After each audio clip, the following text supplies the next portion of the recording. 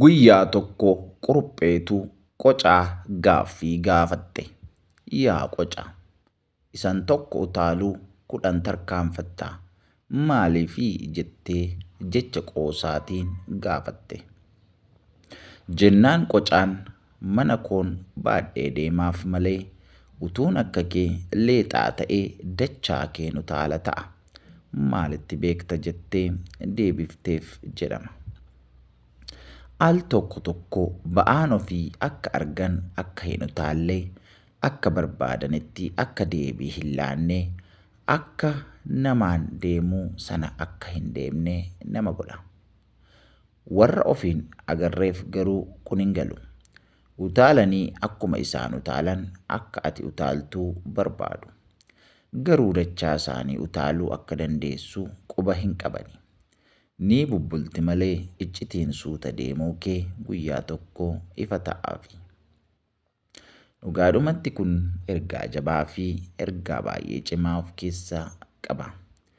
Namni baay'een akka isaatti akka deemtu yeroo inni itti si affeeruu barbaadutu jira. Akkuma isaatti akka ati fiigduu fi akka karoora isaatti akka ati jiraattutu barbaada. Garuu immoo waan si ajaa'ibu namni tokko karoora isaatiin akkaataa isaatti kan inni deemuuf sababiin isaa maali yoo jette ba'aa yookaan immoo kaayyoo fi karoora namni tokko qabudha. Karoora ani qabu kaayyoo ani baadhee deemu akka kan keetii salphaa ta'uu dhiisuu danda'a. Akkuma kurupheen ofii ishee akka barbaadde fiigdu qocaan immoo kaayyoo ishee jireenya ishee mana ishee baattee waan deemtuuf akka sanatti fiiguu hin dandeessu. Namni tokko tokkos akkuma kana. Egaa waan baay'ee baatee deema, karoora baay'ee baatee deema. Maatii isaa, daa'ima isaa, hojii isaa, dhimmoota garaa garaa gara fuula duraatti isa barbaachisu baadhatee waan socho'uuf akkuma nama kaanii akka nama leexaatti deemutti deemuu hin danda'u. Kanaaf namni baay'een suuta jedhee adeema jechuudha. Suuta jedhee adeemuun nama tokko tokko egaa karooraaf kaayyoo isaaf jireenya isaati waanta ta'eef akka keetti fiiguu dhiisuu danda'a. Kanaaf iyyuu akkuma keetti akka deemuuf nama hin affeeriniin dhaamsa keenyana.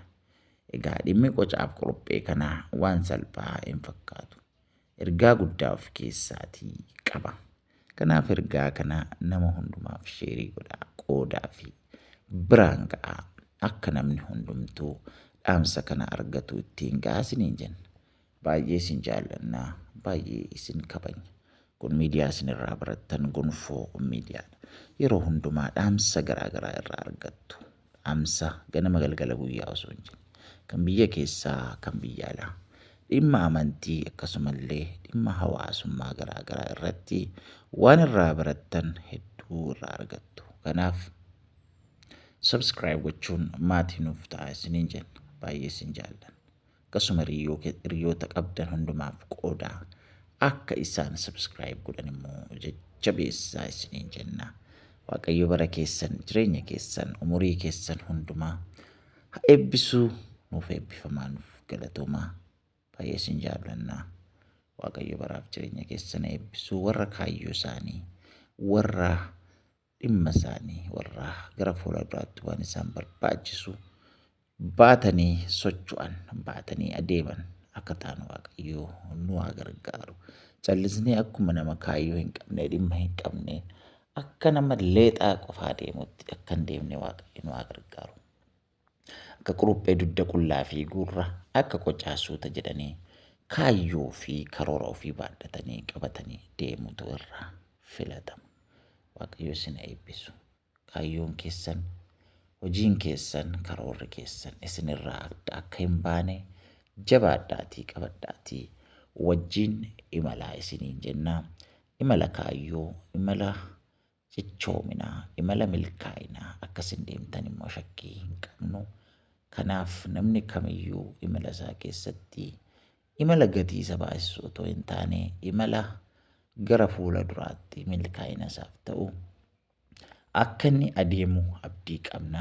Waaqayyo ammayyuu milkaa'ina addaan isina gonfachiisuu karoora keessan milkaa'inni keessan hundumtuu Waaqayyoon haa milkaa'u.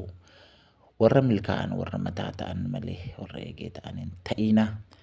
Baay'ee Waaqayyo bara keessan haa eebbisu. Eebbifamaa. Subscribe gochuun dagatiin ammallee baraaf jireenya keessan haa eebbisu Waaqayyo eebbifama.